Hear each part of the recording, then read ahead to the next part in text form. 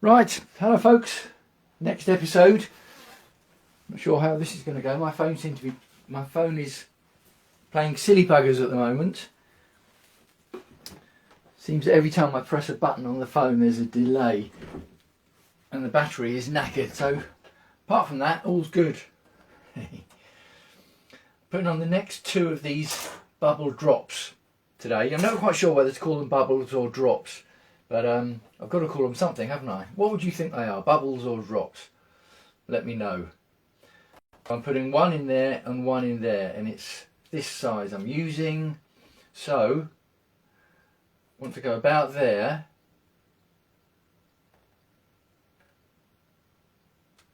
And I've got to remember, at the top half of the bubble on the finished product there's a lot of black, so I actually lose a lot of what's underneath it. Oh dear, look, there's still, oh dear, oh dear. Trying to find where to put it. I think I'm just going to have to go there.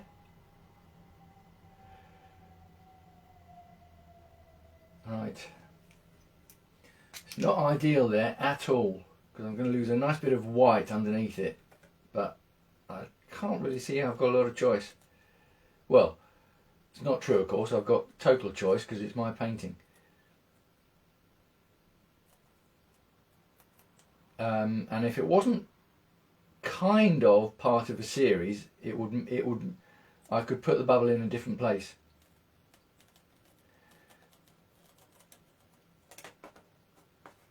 But I do want to have some kind of similarity to the previous two. Now I don't know if this will pick up on the camera, but I've got a bit of the splatter there that I was talking about that is not ideal, but it's okay. It's not gone too badly splattered. Right, so I want to go about there. And same again, the top bit, which is going to, the top bit of the bubble, which is going to sort of cover up because it's going to be black, is right on a bit that I don't really want to cover up, but hey, what can you do? Could go a bit further down. In fact, I might even just go a bit further down. That's exactly what I'm going to do. Okay. Ding, ding, ding.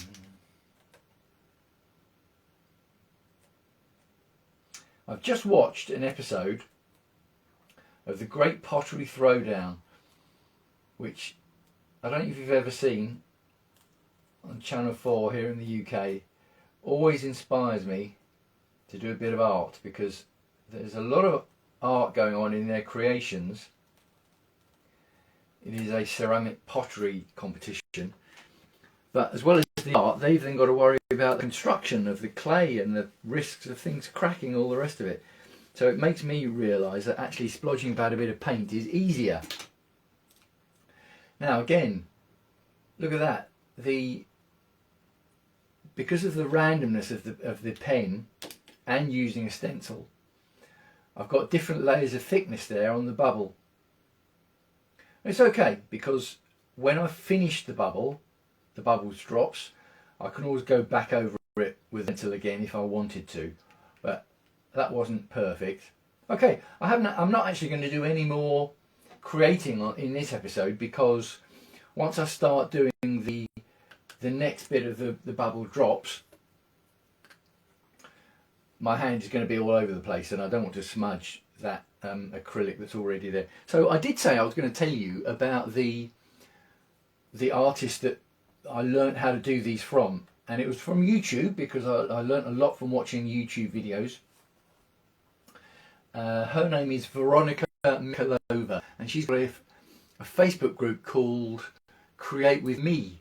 MII is what she calls herself as the artist, and her YouTube channel, it might be Paint With Me or Create With Me, Paintings With Me.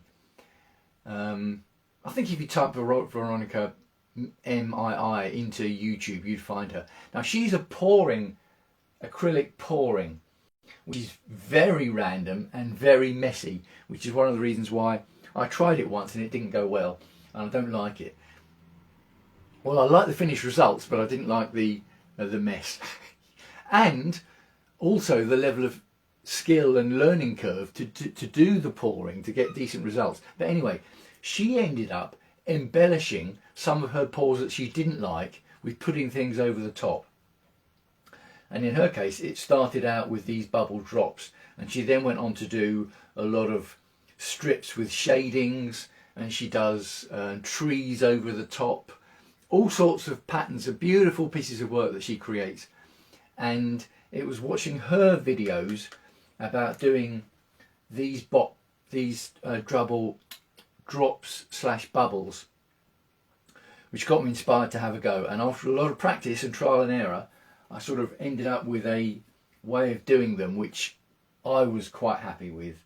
In a later video in these series, I'll show you and tell you there's a bit missing from the way I do them from the way that she does them, which make hers look better than mine. But I've been too scared to try it so far.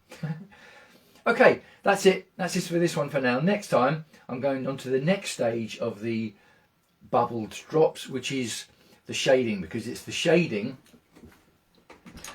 which gives them the 3D effect and makes them start to look as though they're actually on the surface. Well, that's the idea anyway. Okay, signing off for now, wishing you as ever health and happiness. I'll speak to you next time.